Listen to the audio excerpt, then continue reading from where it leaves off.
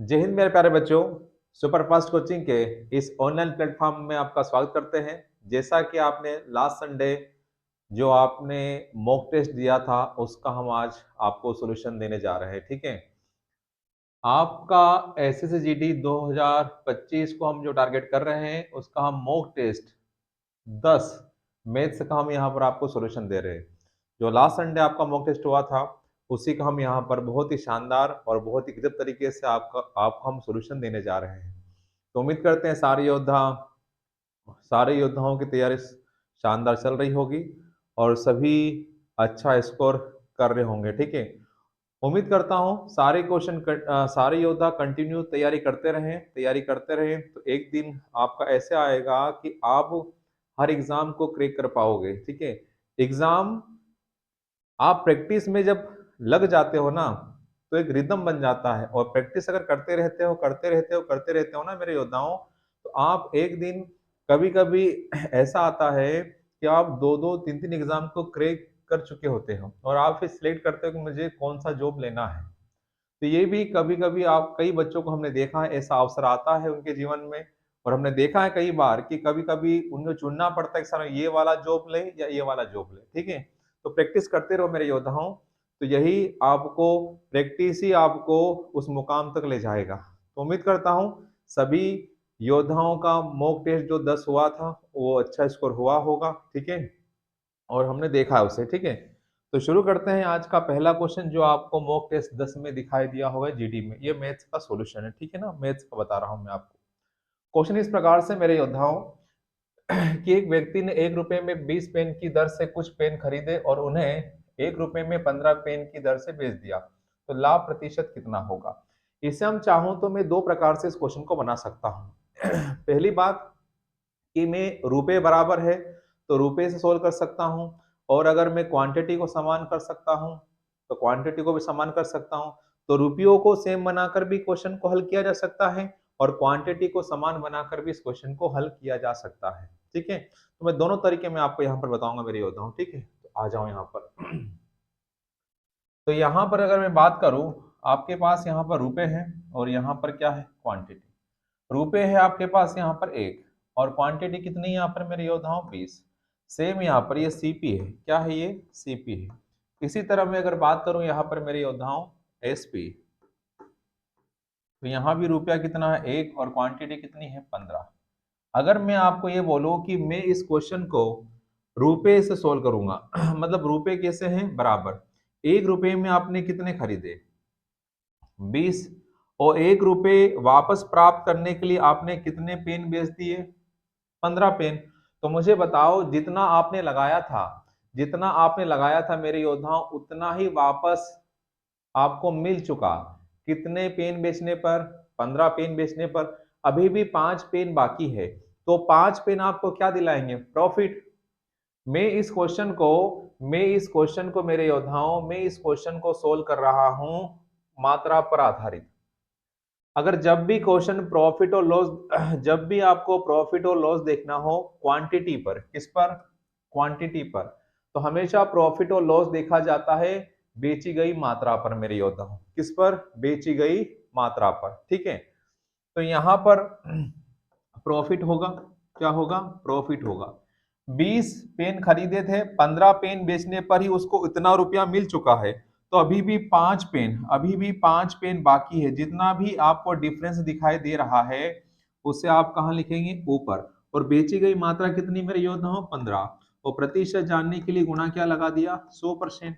तो अगर मैं सोल्व करूं तो 5 से कट जाएगा 15 कितनी बार, 3 बार। और 1/3 गुणा 100 कितना होता है मेरे योद्धाओं, बोलो, 33.33% क्या होगा, लाभ होगा। यही इस क्वेश्चन का क्या हो जाएगा, आंसर हो जाएगा। होगा नहीं होगा, होगा। ये पहला तरीका जहां पर मैंने इस क्वेश्चन को बताया है क्वांटिटी पर प्रॉफिट और लॉस कैसे देखा जाता है। अगर आपने जितने रुपए लगाए उतने अगर रुपए आपको प्राप्त हो चुके हैं मेरे योद्धा, उतने रुपए अगर प्राप्त हो चुके हैं और अभी भी वस्तु बेचना हमें बाकी है तो हमें लाभ ही होगा। तो कितनी बेचना बाकी है, तो उनका डिफरेंस देखो। जो भी डिफरेंस आएगा उसे कहाँ लिखना, अंश में। और बेची गई मात्रा हमेशा कहाँ लिखेंगे, बटे में। और गुना क्या, 100। बेची गई मात्रा कितनी है, 15 है, और गुना क्या लगा दो, 100। तो ये मैंने आपको बताया किस पर, क्वांटिटी पर बताया कि क्वांटिटी पर भी हम प्रॉफिट और लॉस निकाल सकते हैं, लेकिन वहां पर जो बेस होता है ना, वो बेची गई मात्रा होती है मेरे योद्धाओं। क्या होती है? बेची गई मात्रा। सेकंड तरीका क्या है मेरे योद्धाओं? सेकंड तरीका भी ये है, देखो यहाँ पर रुपए है, यहाँ पर रुपए है और यहाँ पर क्वांटिटी है। रुपए यहाँ पर 1 है और क्वांटिटी यहाँ पर कितना था? 20 है। यहाँ पर 1 है और यहाँ पर कितना है? 15 है। पहले रुपए समान थे, अब मैं क्वांटिटी को समान करके भी बना सकता हूँ। कैसे? 20 और 15 का अगर मैं एलसीएम लूं तो गुना करना पड़ेगा मुझे किसका? गुना करना पड़ेगा मुझे किसका? गुना करना पड़ेगा मुझे यहाँ पर 3 का। गुना करना पड़ेगा मेरे योद्धाओं यहाँ पर किसका? 3 का। और यहाँ गुना करना पड़ेगा 4 का। जितना गुना यहाँ किया उतना यहाँ भी करो। यहाँ 3 और यहाँ पर 4 कर दिया। तो गुना करने पर मुझे क्या मिलेगा मेरे योद्धाओं? यहाँ पर 3 मिलेगा। कितना मिल जाएगा? तो आप बोलोगे सर 3 मिलेगा, यहाँ पर कितना मिलेगा? यहाँ 3 मिलेगा और यहाँ पर कितना? 4। और यहाँ पर क्वांटिटी सेम हो चुकी, तो कितना मिलेगा मुझे? 60। और यहाँ भी कितना? 60। अब मुझे आप ये बताओ, मैंने 60 वस्तुएं खरीदी, कितने रुपए में? 3 रुपए में। और उन्हीं 60 वस्तु को बेच रहा हूँ कितने रुपए में? 4 रुपए में। तो मुझे बताओ मेरे योद्धाओं कि मुझे लाभ हुआ या हानि? अब मैं लाभ और हानि किस पर देख रहा हूँ? रुपए पर। और जब लाभ और हानि जब मैं रुपए में देखूंगा ना, तो हमारा हमारा जो बेस वैल्यू होगा वो सीपी होगा। ठीक है। तो यहाँ पर मुझे बताओ, यहाँ पर मुझे बताओ मेरे योद्धाओं, यहाँ पर मुझे बताओ मुझे लाभ होगा या हानि? तो आप बोलोगे सर लाभ होगा। कितने का? 1 रुपए का। किस पर? 3 पर। और प्रतिशत जानने के लिए गुणा 100। तो हल करने पर कितना आएगा? 33.33%। क्या मेरी बात इतनी समझ में आ गई? क्या मेरी बात इतनी समझ में आई? दोनों तरीके से बता दिया है। जब क्वांटिटी को समान करके भी बनाया जा सकता है, और रुपए तो समान ऑलरेडी थे, तो हमने प्रॉफिट और लॉस किस पर देख लिया? इस पर बेची गई मात्रा पर। तो उम्मीद करता हूं ये आपको समझ में आया होगा कि इन क्वेश्चनों को किस प्रकार से लगाया जाएगा। ठीक है ना? हम चाहते तो तिर्य गुणा करके भी कर सकते थे। कैसे? बताता हूं, देखो ऐसा भी कर सकते थे, जैसे रुपए है और यहाँ पर क्वांटिटी, यहाँ पर 1 है और यहाँ पर 20 है, यहाँ पर 1 है, यहाँ पर 15 है। क्या कर देना है? गुना। ऐसा। तो ये हो जाएगा आपका सीपी और ये हो जाएगा आपका एसपी मेरे योद्धा। ये हो जाएगा 15 और ये हो जाएगा आपका कितना? 20। तो बताओ मुझे, 15 में खरीदा है, क्वांटिटी अपने आप बराबर हो गई, ऐसा मान लीजिए। ठीक है, क्वांटिटी अपने आप क्या हो गई? बराबर। 15 में खरीदा, सेम वस्तुएं और सेम वस्तु 20 में बेच दी। तो बताओ लाभ हुआ या हानि? तो आप बोलोगे सर लाभ हुआ। कितने का लाभ? 5 का। किस पर? 15 पर। क्योंकि मैं प्रॉफिट और लॉस किस पर देख रहा हूँ? रुपए पर। जब प्रॉफिट और लॉस रुपए पर देखूंगा ना, तो हमारा बेस वैल्यू सीपी होगा। और जब मैं प्रॉफिट और लॉस क्वांटिटी पर देखूंगा, तो हमारा बेस वैल्यू होगा एसपी, बेची गई मात्रा। और प्रतिशत जानने के लिए गुणा क्या लगाते हैं? 100। 5 से कटेगा 15 कितनी बार? 3। तो सोल्व करने पर आपका आंसर कितना हो जाएगा? 33.33%। तो उम्मीद करता हूँ ये सारे तरीके मैंने आपको जो समझाए हैं वो आपको समझ में आया होगा। ठीक है, क्वांटिटी बराबर हो जाएगा, इस प्रकार से बना सकते हो। आगे बढ़ते हैं अगले क्वेश्चन की तरफ। ये रहा अगला क्वेश्चन मेरे योद्धाओं, अनुपात से है। तीन संख्याओं का अनुपात 6, 8, 9। यदि तीनों संख्याओं का योग 460 है, तो तीनों संख्याओं में सबसे बड़ी संख्या क्या होगी? तो 460 क्या हो जाएगी वैल्यू किसकी? 8, 6, 14 और 9 कितना? 23। और हमें चाहते क्या है? बड़ी संख्या। बड़ी क्या है? 9। 23 से कटेगा 2 बार, तो 9 दूनी 18, 180 आपका आंसर। यही आपका आंसर था। Very good. अगला क्वेश्चन देखेंगे और एवरेज से रिलेटेड है। S1 और S2 द्वारा प्राप्त अंकों का औसत। S1 S2 ये एवरेज है, दोनों को जोड़कर भाग लगा दिया 2 से, तो इनका जो एवरेज है ना, वह S2 और S3 के एवरेज से कितना अधिक है? 35 अधिक है। तो यहाँ पर 35। ठीक है, इसे अगर मैं हल करूं तो यहाँ तो सेम आ जाएगा आपका S1 प्लस S2 बटे में 2 लिख दिया। इसे अगर हल करूंगा तो गुना हो जाएगा, तो यहाँ पर S1 प्लस S3 प्लस 70 और बटे में 2। ये 2 से 2 क्या हो जाएगा मेरे योद्धाओं? कैंसिल। अब अगर हमारे पास मान दे ही रखा है, मान दे रखा है किसका? S3 का। अगर S3 का मान मैं यहाँ क्या रख दूं? 75 रख दिया मैंने। कितना रख दिया? 75 रख दिया। तो मुझे यहाँ पर क्या मिलेगा? अब मुझे यहाँ पर मिलेगा मेरे योद्धाओं, मुझे यहाँ पर मिलेगा S1 प्लस S2 बराबर S1 प्लस 145 145।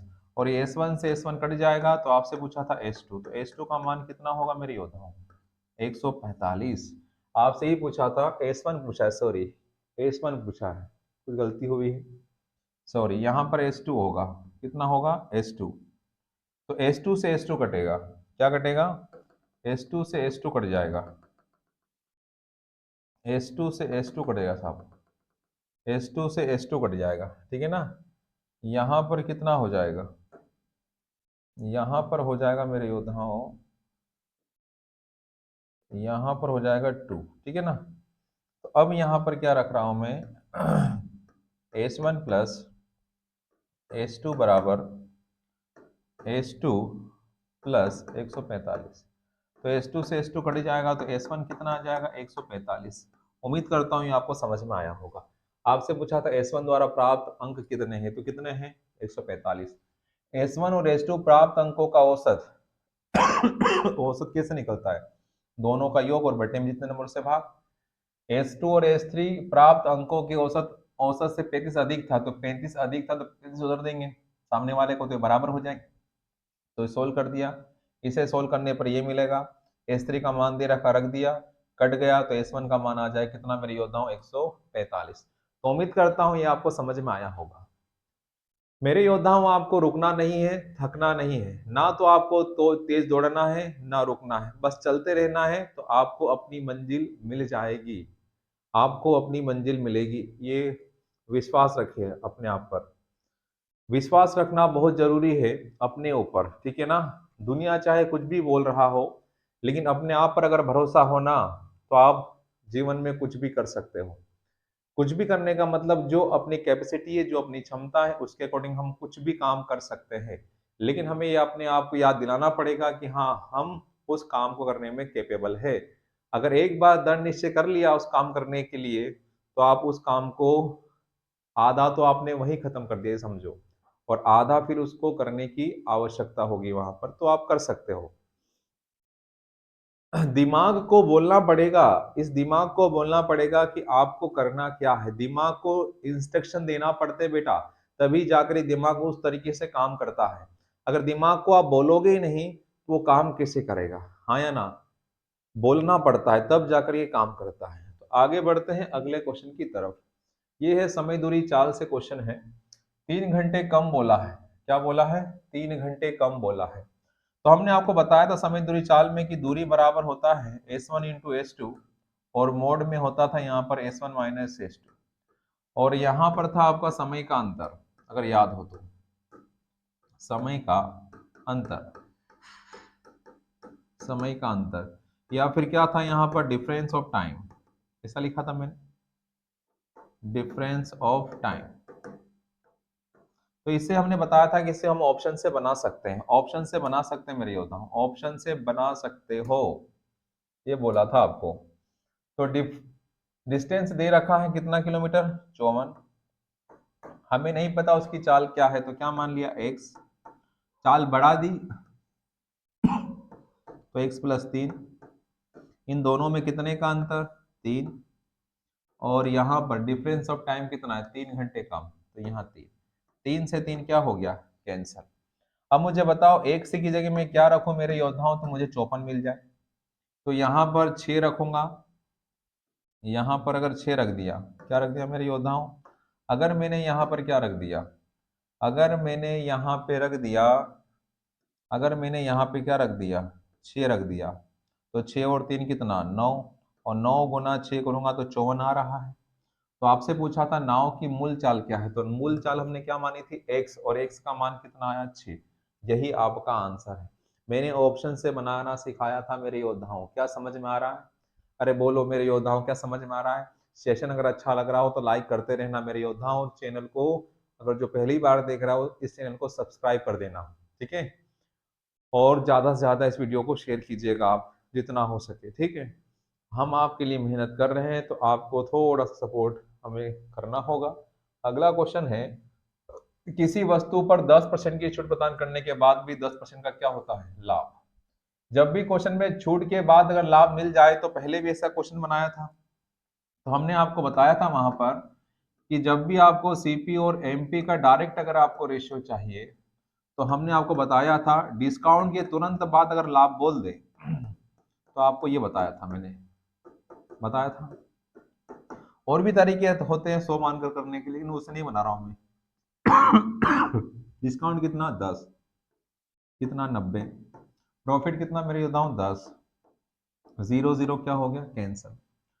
तो उस पर टेक कितना लगा था? 11 रुपए का, और उसने खरीदा कितने में? तो उस वस्तु को 9 रुपए में। और क्वेश्चन वाला अब क्या बोल रहा है, यदि कोई छूट ना दी जाए तो लाभ प्रतिशत कितना होगा? अब दुकानदार छूट देने के मूड में ही नहीं है, जितना उस पर लिखा है ना मेरे योद्धाओं, वही उतने में ही वह अब बेचना चाहता है। मतलब जो मार्केट प्राइस है ना, जो एमआरपी उस पर लिखा हुआ है, जो छपा हुआ, जो टेक लगा हुआ है, उतने में ही बेचना चाहता है। मतलब जो उस पर एमआरपी है वही अब उसका क्या बनेगा? Selling price. तो अगर वो 9 रुपए में खरीद कर लेकर आया है और इतने में ही अब बेचना चाहता है, मतलब छूट नहीं देना चाहता है, इतने में ही बेचेगा ना, मतलब 11 में। तो छूट अगर देना ही नहीं चाहता है, तो कितने का लाभ हो जाएगा? ऐसे में उसे 2 का लाभ होगा। किस पर? 9 पर। और प्रतिशत जानने के लिए गुणा क्या लगाते हैं? 100%। और 2/9 गुणा 100 मतलब कितना? जो ऑप्शन है उसके अकॉर्डिंग चलेंगे। तो आपका जो आंसर होगा मेरे योद्धाओं कितना होगा? 22.22%। बोलो, बटे में 9 तो टेबल किसका? 11, 11 दूनी 22, 22 सही, 2/9 या 22.22%। क्या इतनी बात समझ में आई मेरे योद्धाओं? पढ़ते रहा करो, अच्छा लगता है, ठीक है ना? देखते रहा करो वीडियो, बहुत कुछ सीखने को मिलेगा।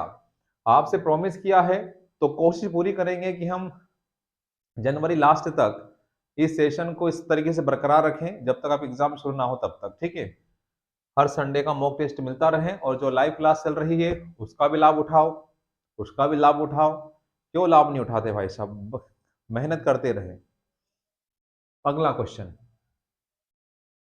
यहां पर गुना हो जाएगा, यहां पर भी गुना होगा, यहाँ डिवाइड होगा, तो 3 दूनी कितना? 6, तो ये हो गया 126 प्लस ये 25 या 75 माइनस यहाँ पर 2, यहाँ पर 2 आ जाएगा, और 2 पंजे कितना? 10, ऐसा कुछ होगा। तो 126 प्लस कितना हो जाएगा आपका? 65। तो 6 5 कितना हो जाएगा? 11, और यहाँ पर 9 और 1। तो इस क्वेश्चन का आंसर 191 था। क्या सभी का आंसर ये आया था मेरे योद्धाओं? क्या सभी बच्चों का आंसर यही आया था, 191? बहुत बढ़िया। बहुत बढ़िया जी, बहुत बढ़िया, ठीक है। अगला क्वेश्चन था इसमें, किसी धनराशि पर 5 वर्षों के लिए साधारण ब्याज मूलधन के 20% के बराबर है, तो कितने वर्षों में ब्याज मूलधन के बराबर हो जाएगा?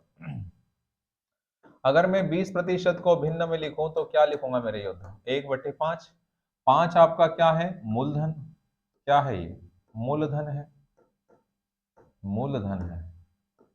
और ये एक क्या है? ब्याज है। और ये ब्याज पता कितने साल का है? 1 साल का। और उसने क्या बोला, अगर 1 साल में, अगर 1 साल में नहीं, सॉरी, किसी धनराशि पर 5 वर्षों के लिए साधारण ब्याज मूलधन के 20% के बराबर है। ये जो ब्याज है ना, ये जो ब्याज मिला है, ये 5 वर्षों के लिए साधारण ब्याज मूलधन के 20% के बराबर है। ये जो ब्याज मिला है, ये जो ब्याज मिला है वो कितने वर्षों का है? 5। अगर और इसके बराबर चाहते हो आप, मूलधन के बराबर हो जाए क्या? ब्याज। 5 साल में अगर 1 रुपया ब्याज मिलता है, सुनना मेरी बात, मूलधन के बराबर जाना है। अगर 5 साल में अगर आपको 1 रुपया ब्याज मिल रहा है, तो 5 रुपए, अगर 5 साल में 1 रुपया ब्याज मिलता है, तो 5 रुपए ब्याज कितने साल में मिलेगा? उसके बराबर करने के लिए तो आप बोलोगे सर 25। अगर 5 साल में 1 रुपये ब्याज मिलता है, तो 10 साल में 2 रुपए, 15 साल में 3 रुपए, 20 साल में 4 रुपए, और 25 साल में 5 रुपए। और 5 रुपए जो ब्याज मिलेगा वह मूलधन के बराबर हो जाएगा, और मूलधन कितना है? 5। तो इस क्वेश्चन का आंसर क्या हो जाएगा मेरे योद्धाओं? 25 वर्ष। तो कितना होगा? 25 वर्ष होगा। मूलधन कभी चेंज नहीं होता है, मूलधन सेम रहता है। उसने बोला कि कितने सालों में मूलधन के बराबर हो जाएगा ब्याज, तो अगर 5 साल में उसे अगर 1 रुपया ब्याज मिलता है मेरे योद्धाओं, अगर 5 वर्ष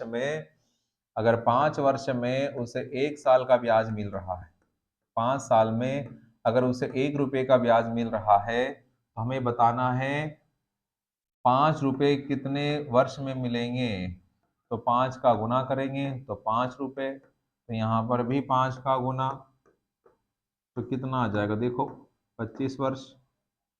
तो 5 रुपये प्राप्त करने के लिए या मूलधन के बराबर करने के लिए हमें कितना चाहिए, कितना वर्ष लगेंगे, 25 साल।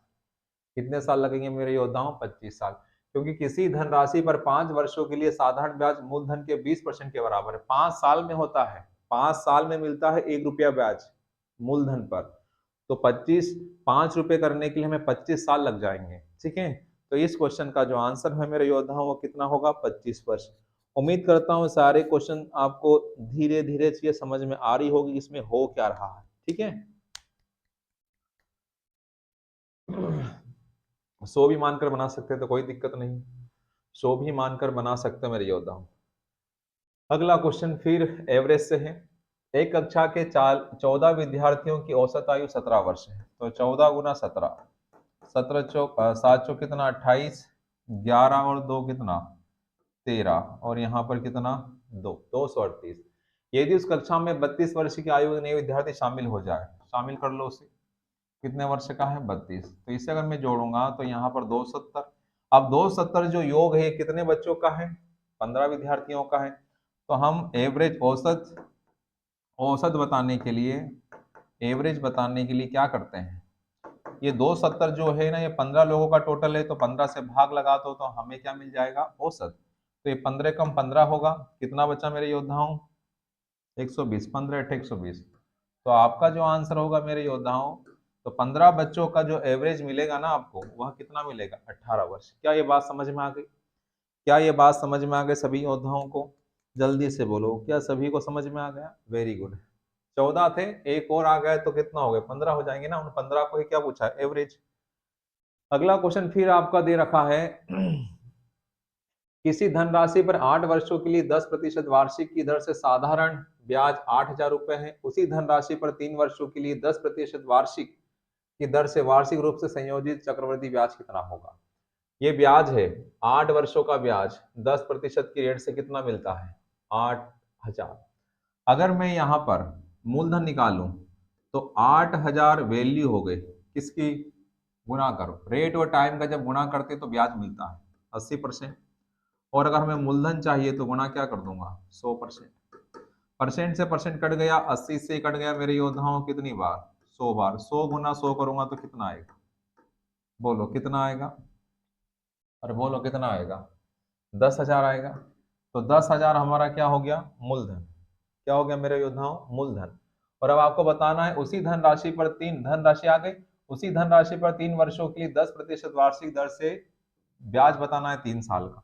तो हमें बताना है 3 साल का ब्याज। तो मैंने आपको तरीका बताया था इसका, ब्रैकेट मेथड, 3 2 और 1, मूलधन निकाल लिया। तो 10,000 का अगर मैं 10% निकालूंगा तो क्या आएगा मेरे योद्धाओं, यहाँ पर 1,000।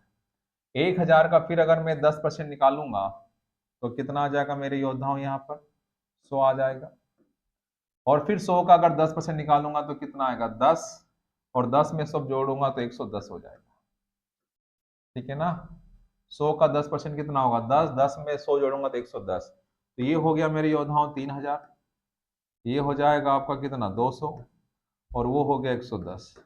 तो सभी को जब मैं जोड़ूंगा तो मुझे मिलेगा 3,110 रुपये। ये हो जाएगा ब्याज, चक्रवृद्धि ब्याज, कितने सालों का, 3 सालों का। तो उम्मीद करता हूँ ये भी आपको समझ में आया होगा, उम्मीद करता हूँ ये भी आपको समझ में आया होगा। सबसे पहले मैंने क्या निकाला, मूलधन, और सभी को इतना पता है कि रेट और टाइम का जब हम मल्टीप्लाई करते हैं तो हमें ब्याज मिलता है, इंटरेस्ट। ठीक है ना, तो रेट आपका जो दे रखा था 10% और समय दे रखा था मेरे योद्धाओं 8, तो गुना करने पर मुझे मिलेगा 80%।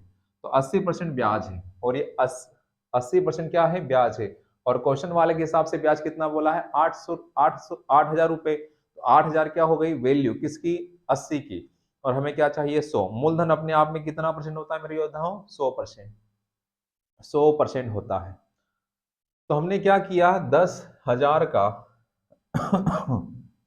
हमने जो किया है यहाँ पर, हमने जो यहाँ पर किया है 10,000 का 10% निकाला है। तो 10,000 का 10% कितना होता है? 1,000। फिर 1,000 का फिर हमने निकाला 10%।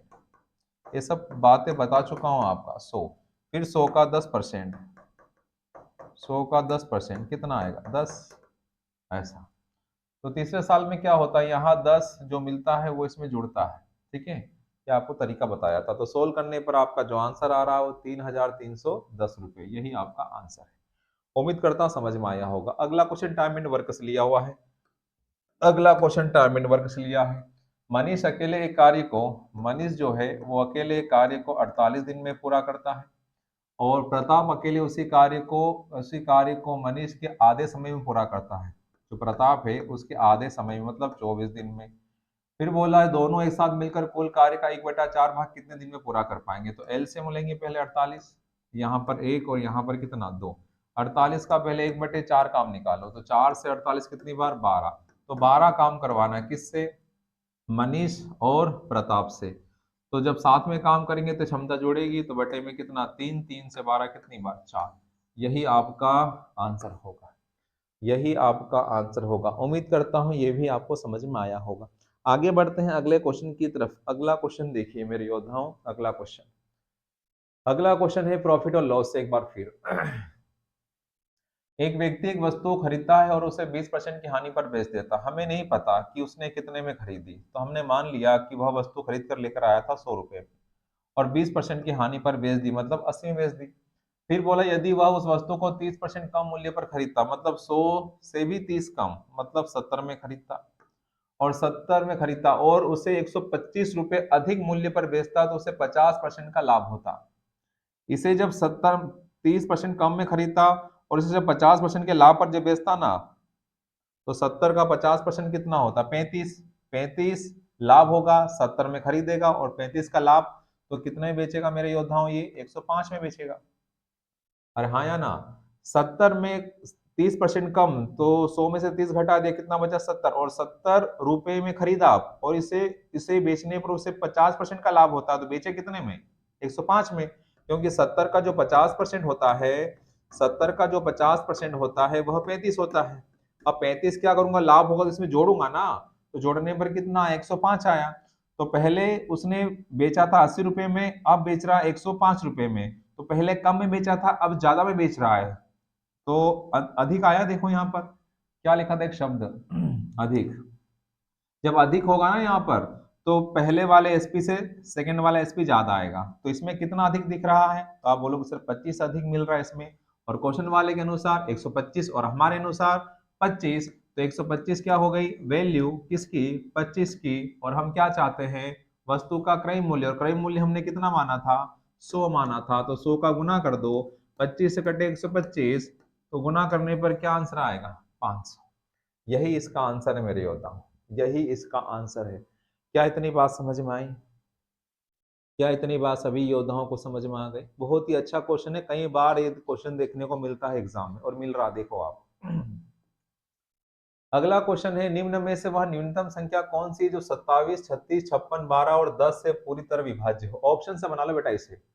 ऑप्शन से बनना बहुत आसान है। 10 से वही संख्या कटेगी जिसके अंत में 0 है, और इसके अंत में यहाँ भी नहीं, यहाँ भी नहीं, यहाँ भी नहीं, बस यही है, यही आंसर हो गया।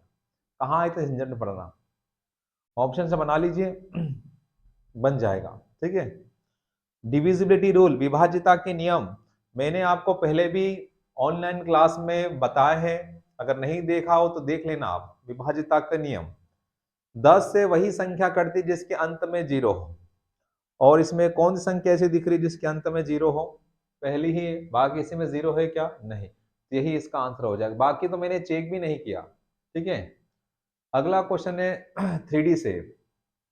48 सेंटीमीटर त्रिज्या वाले अर्धगोले को पिघलाकर 8 सेंटीमीटर त्रिज्या वाली कितनी गोलाकार गेंद बनाई जा सकती है? मतलब आपके पास यहाँ पर जो है वो अर्धगोला है, और अर्धगोले से क्या बना रहे हम? छोटी छोटी बॉल या गेंद बना रहे हैं, ऐसा कुछ। तो ऐसी इस प्रकार की हम कितनी गेंद बना सकते हैं वो आपसे पूछ रहा है। ठीक है ना, वो आपसे पूछ रहा है। तो यहां पर अर्धगोले का आयतन, अर्धगोले का जो आयतन होगा, अर्धगोले का जो आयतन होगा वह गोले के आयतन के बराबर। हमें कितने गोले बनेंगे नहीं पता, तो ये लिख दिया n, उनकी संख्या 4/3 पाई आर क्यूब। ठीक, यहां तक। अब यहां पर देखो ये पाई से पाई कट जाएगा, 3 से 3 कट जाएगा। यहां पर जो रेडियस है वो कितना है, 48 सेंटीमीटर है। कितना है, 48। तो 2 गुना, और 2 से चाहो तो काट भी सकता हूं, 2 से कट जाएगा 4, कितनी बार, 2 बार। तो 48 को मैं लिखूंगा मेरे योद्धाओं कितनी बार, 3 बार लिख दिया।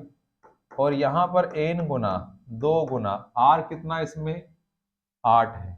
तो 8 का क्यूब लिख सकता हूं, या फिर 8 को लिख सकता हूं मैं कितनी बार, 3 बार। अब मुझे बताओ क्या कट रहा है, 8 से 8 से 8 से ये कितनी बार, 6, 8 छंग 48, 8 छंग 48, ठीक है।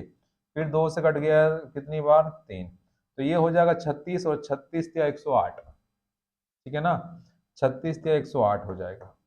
तो इस अर्धगोले से हम उस गोला, जब गोल गेंद बनाएंगे, गोलाकार गेंद मतलब गोला, तो हम ऐसे कितनी गेंद बना सकते हैं, तो आपका जवाब होगा 108। तो अर्धगोले को पिघलाकर एक गोले बना रहे छोटे छोटे, तो उसे कितने गोले बनाए जा सकते हैं ये पूछा है। तो अर्धगोले का आयतन बराबर उन गोलों के आयतन का बराबर होगा, और हमें नहीं पता कितने गोले बनेंगे, तो वहां पर हमने उन संख्याओं के लिए क्या मान लिया है, n, n माना है। क्या माना है, n। तो उम्मीद करता हूं ये भी आपको समझ में आ चुका होगा, उम्मीद करता हूं ये भी आपको समझ में आ चुका होगा। Very good. दोनों के वॉल्यूम बराबर होंगे मेरे बेटा, बराबर होंगे। एम के किस मान के लिए 9 से विभाज्य है, देखो यहां पर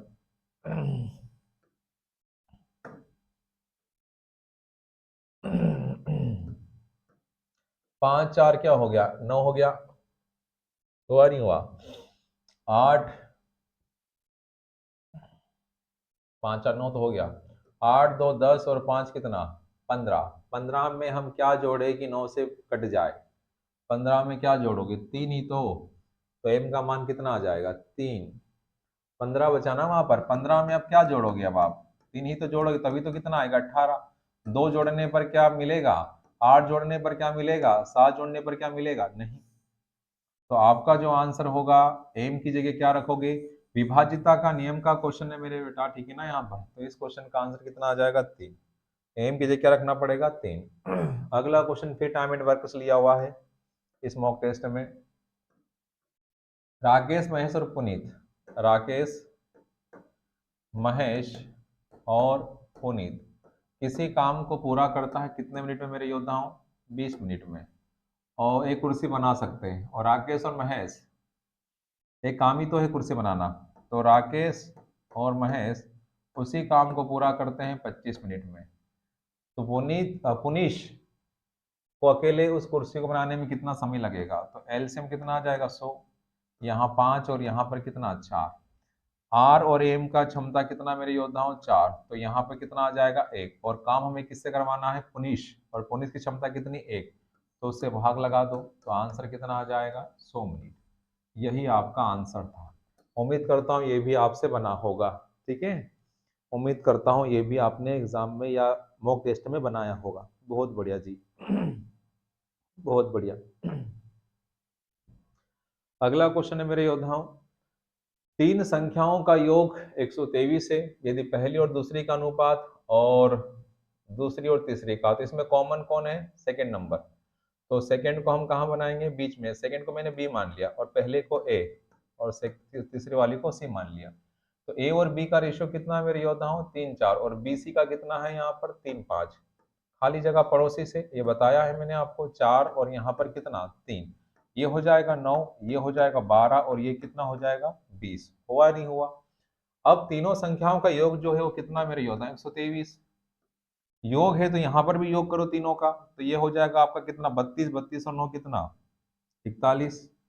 और हम क्या चाहते हैं इसमें, दूसरी संख्या। दूसरी संख्या क्या है मेरे योद्धाओं, 12। कितनी है, 12। 41 का ये 3 गुना है, और भारतीय कितना हो जाएगा 36। यही आपका आंसर था। उम्मीद करता ये भी आप सभी बच्चों ने बनाया होगा। उम्मीद करता हूँ ये भी सब बच्चों ने बनाया होगा। ठीक है, बहुत शानदार। अगला क्वेश्चन मेरे योद्धा हूँ। एक वस्तु का अंकित मूल्य और विक्रय मूल्य दे रखा है। अंकित मूल्य दे रखा है 7,600 रुपये, हाँ या ना, 7,600 रुपये। और इसका दे रखा है आपका विक्रय मूल्य कितना, विक्रय मूल्य दे रखा है मेरे योद्धाओं 6,688 रुपये। तो मुझे बताना है कितने रुपए का डिस्काउंट दिया। तो कितने का डिस्काउंट दिया, देखो यहाँ पर कितना बचा 8 सॉरी, यहाँ कितना बचा, यहाँ पर 2, यहाँ पर कितना बचा 1, तो गलत कर दिया क्या मैंने, 7,600 ये ना, वही तो है। और यहाँ पर 9 और यहाँ पर क्या जाएगा 0। तो 912 रुपये का डिस्काउंट है, लेकिन परसेंटेज जाना है इस बार। तो 912 क्या हो गई वैल्यू, डिस्काउंट हमेशा एमआरपी पर देखा जाता है। 912 डिस्काउंट किस पर, 7600 और गुना क्या 100%। अब चाहो तो काट दो, नहीं तो इसमें डीएस भी लगा सकते हो, डीएस भी लगा सकते हो, आपकी मर्जी कि आपको करना क्या है इसमें। अगर डीएस लगा सको तो लगा दो। ये 9 कट गया, 2 और 1 कितना 3, यहाँ पर ये ऊपर 3 आ रहा है, यहाँ 7 और 6 कितना 13, 13 मतलब कितना 4। तो यहाँ पर किसका गुना 7 का, और यहाँ भी 7, 7 के 21, 21 मतलब 7 के 21, 21 मतलब 3, 3 कहाँ पर है, ये दिख रहा है 12%। तो 12% हो जाना चाहिए इसका आंसर, 12% इसका आंसर हो जाना चाहिए। अगर हम भाग लगाकर देखें तो कितना एक बार चला जाएगा, कितना बचेगा यहाँ से आपका 5, और यहाँ से कितना बचेगा 1, और ये कितना 2, हाँ कट रहा है 2 बार। तो आपका आंसर आ जाएगा 12% का डिस्काउंट मिलेगा यहाँ से। ठीक है, अगला क्वेश्चन, कक्षा में 40% लड़के और लड़कियों की संख्या, एक कक्षा में 40% लड़के हैं और लड़कियों की संख्या 54 है, तो कक्षा में लड़कों की संख्या ज्ञात करें। अगर टोटल जो क्लास में है वो 100% है, टोटल पता है, ये भी आपको इस प्रकार से बनाया होगा। और उसमें से 40% कौन है, 40% मेरे योद्धाओं लड़के हैं, तो लड़कियां कितनी हैं 60%। और लड़कियों की संख्या दे रखी है, लड़कियों की संख्या दे रखी, कितनी दे रखी बताओ, लड़कियों की संख्या दे रखी है 54। 54 क्या हो गई वैल्यू किसकी, 60 की। और हमें बताना है लड़कों की संख्या, तो गुना 40। अगर कुल पूछता तो गुना 100 लगाता, हाँ या ना। तो यहाँ पर ये कट जाएगा, ये 3 बार और ये 2 बार, और 3 से कटेगा ये 18, और 18 दूने कितना 36, ये 36 है, 36। तो ये है लड़कों की संख्या, ये है लड़कों की संख्या। क्या इतनी बात समझ में आई मेरे योद्धाओं को, क्या इतनी बात समझ में आ चुकी है, बहुत बढ़िया जी, बहुत बढ़िया, सबको समझ में आ रहा है। आगे बढ़ते हैं अगले क्वेश्चन की तरफ। ये रहा अगला क्वेश्चन। एक्स वाई और जेड 3 छात्र हैं, एक्स वाई और क्या जेड 3 छात्र हैं। एक्स को वाई से 40% ज्यादा मिलता है और जेड से 20% कम मिलता है। हम चाहे तो इसे खाली जगह पड़ोसी से भी बनाकर बना सकते हैं, चलो उसी से बना देता हूं मैं। 40% ज्यादा है तो 40% मतलब 2/5, और 20% कम है तो 20% का मतलब हो जाएगा 1 बटा कितना। एक्स को वाई से 40% अधिक और जेड से 20% कम मिलता है, किसको, एक्स को। तो एक्स से यहाँ पर कॉमन है तो एक्स बीच में आएगा, एक्स कहां पर आएगा बीच में। तो x को y से 40% अधिक मिलता है, तो 5 में अगर 2 जोड़ूंगा तो 7, 7 होगा x के लिए और 5 होगा y के लिए। फिर बोला और z से 20% कम मिलता है, किसको, x को, किसको, x को। तो 5 में से घटाओगे तो कितना 4, और यहाँ पर कितना 5, खाली जगह पड़ोसी से, यहाँ 7 यहाँ 4, यहाँ हो गया 20 मेरे योद्धाओं, और यहाँ पर 28, और यहाँ पर कितना 35। हुआ या नहीं हुआ। आपसे पूछा है कि यदि y को 480 अंक प्राप्त हुए तो z को कितने अंक मिलेंगे। तो हमारे अनुसार y को कितना मिला है, कितना मिला है 20 मिला है इसके अकॉर्डिंग। तो 480 क्या हो जाएगी वैल्यू हो जाएगी किसकी 20 की, और हमें बताना है किसका z, z मतलब 35। 0 0 कट जाएगा और 2 से कटेगा 48, कितनी बार 24, और 24 पंजे 120, हासिल आपका 12, और 12 तिया कितना हो जाएगा 24 तिया 72, 72 और 12 कितना 84। तो आपका जो आंसर आ जाएगा मेरे योद्धाओं 840 ऑप्शन में है, 840 इस प्रकार से बना सकते थे, और 100 मान के भी बना सकता था ऐसे में। एक बार फिर देखना, x को y से 40% ज्यादा अधिक और z से 20% कम मिलता है, किसको? x को। x के बारे में बात हो रही है, तो x कहाँ आएगा? बीच में, और जो कॉमन होता है उसे हम कहाँ बनाते हैं? बीच में। x को y से 40% ज्यादा मिलता है और z से 20% कम मिलता है, किसको? x को। ठीक है, तो सोल्व करने पर आंसर जो आएगा वह 840 आएगा। क्या इतनी बात सभी योद्धाओं को समझ में आ गई? क्या इतनी बात सभी योद्धाओं को समझ में आ गई? उम्मीद करता हूँ सेशन काफी अच्छा लग रहा होगा, और जो क्वेश्चन आप में कुछ गलतियां हुई हैं उन गलतियों को ध्यान से देखना, और नेक्स्ट टाइम उस गलती को दोबारा नहीं करना, ये हमें सीखना है बस मेरे योद्धाओं। ठीक है, कंटिन्यू लगातार करते रहो मेहनत, सफलता आपके हाथों में होगी, ये वादा रहा आपसे। 12, 8 और 24 का महत्तम समावर्तक क्या है? आसान सा है, महत्तम पूछा है। महत्तम मतलब एचसीएफ, हाईएस्ट कॉमन फैक्टर। ऐसी कौन सी संख्या है जो 8, 12 और 24 को काट सके? 4, 12, 6, 8। बोलो आंसर। तो आपका आंसर होगा सर 4। आपका होगा आंसर क्या होगा? 4। तो उम्मीद करता हूं जितने भी क्वेश्चंस मॉक टेस्ट 10 एसएसजीडी का जो हम कंडक्ट करवा रहे हैं हर संडे, यह जो मॉक टेस्ट होता है ये फ्री होता है मेरे योद्धा, हर संडे। आप जो भी बच्चा देख रहा है इस वीडियो को वो भी संडे टेस्ट दे सकता है। हमारी जो ऐप है एसएफसी कैंपस, वहां पर प्ले स्टोर पे जाकर इस एप्लीकेशन को आप डाउनलोड कर सकते हो, और डाउनलोड करने के बाद आप वहां से मॉक टेस्ट दे सकते हो। फ्री टेस्ट वहां पर आपको मिल जाएंगे फ्री मटेरियल में, ठीक है ना। तो ये सारी बातें आपको बताया है, और उम्मीद करता हूँ आज का सेशन आपको बहुत ही शानदार और बहुत ही जबरदस्त लगा होगा। तो जो भी बच्चा इस वीडियो को देख रहा है तो वीडियो को लाइक कर देना, और जो बच्चा पहली बार जुड़ा है इस वीडियो को सब्सक्राइब कर देना, और ज्यादा से ज्यादा वीडियो को क्या करना? शेयर करना। तो आज के लिए इतना ही रखते हैं। सभी को जय हिंद, सभी को जय भारत।